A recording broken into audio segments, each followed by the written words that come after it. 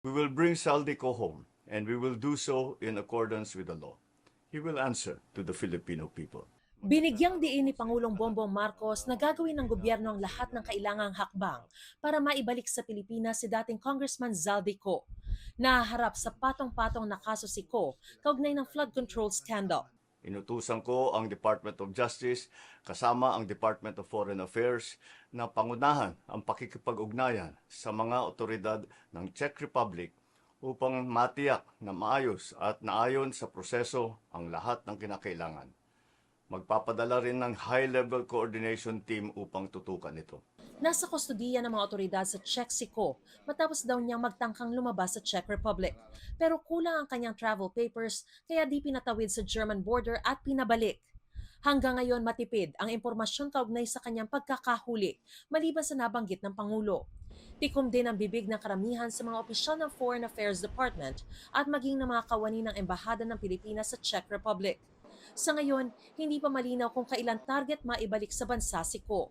Ang ganitong mga proseso ay may sinusunod na mga legal na hakbang sa pagitan ng mga bansa, kaya't nangangailangan na sapat na panahon upang maisagawa ng tama.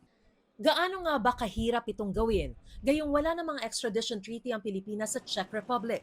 Ayon sa international law expert na si Attorney Mike Pugh, isang diretsyo at pinakamabilis na paraan daw ay deportation. This is a sovereignty question. It's a non-national of the country who is entering the country and is not documented and has no right to be there, especially if there is no passport, which is the most critical requirement apart from the visa. Nagiging mas komplikado lamang daw ang sitwasyon kung talagang may hawak na Portuguese passport si Ko. It will be complicated if Portugal will intervene because it has a right to protect its national. May dalawa siyang pwedeng argue na malaki. Yung una is violation of his private life, Article 8 ng European Convention. Bukod pa ito sa kung ano man ng nasa Portuguese Constitution. The other thing is, pwede niyang i-argue yung hindi siya pwedeng i-deport kung ang pupuntahan niya na bansa ay ipa-persecute siya or may torture na mangyayari.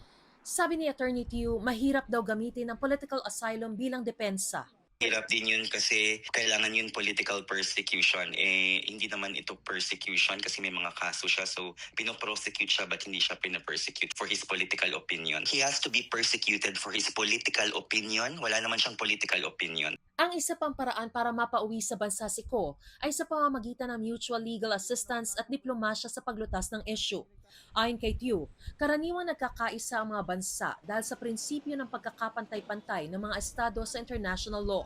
Hindi rin daw itinuturing na malaking hadlang ang medical reason kung may kakayahan namang tugunan nito sa Pilipinas. Pinalutang din ng National Bureau of Investigation o NBI ang posibleng paggamit ng UN Convention Against Corruption o UNCAC para mapabalik sa bansa si Ko.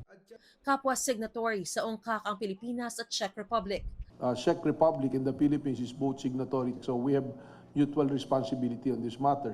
Posible rin daw ito ayon kay Pugh. Nakasaad dito na magtutulungan ng mga estado sa mga investigasyon at proceedings na may kinalaman sa korupsyon.